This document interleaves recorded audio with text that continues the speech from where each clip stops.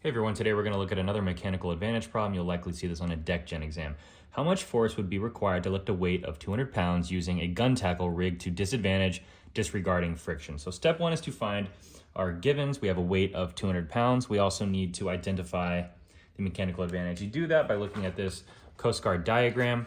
I have it filled in. When the line, the frayed end of the line is pointing down, that's rigged to disadvantage. When it's pointing upwards, that's rigged to advantage. And what does that mean? If the line points down, you count the number of sheaves for your mechanical advantage. For the gun tackle, for example, there's 2 sheaves. The line's pointing down, so your mechanical advantage is 2. For the two-fold purchase, we have 4 sheaves, 2 on the top, 2 on the bottom. The line's pointing down. That's 4 sheaves total for a mechanical advantage of 4. When you're rigged to advantage, you take the same amount of sheaves and you add 1 if the line is pointing up. So for a 3-fold purchase, there's 3 on the top, 3 on the bottom. That's 6 plus 1 for mechanical advantage of 7. So this is a diagram that would be extremely helpful to memorize. It's just these 6 different names and then whether or not they're rigged to advantage or disadvantage. So we're looking at a gun tackle rigged to disadvantage. Rigged to disadvantage, 2 sheaves, that's a mechanical advantage of 2.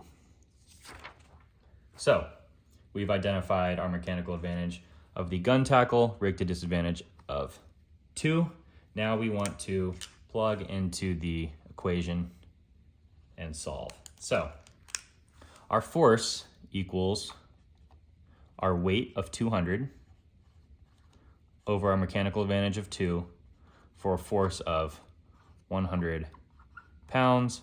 Answer choice B. So one thing to note, and it's listed in the problem to disregard friction, there are problems like this that ask you to add 10% for friction per sheave to account for that friction, but in this case we're just looking for weight over mechanical advantage, 200 divided by 2, 100 pounds.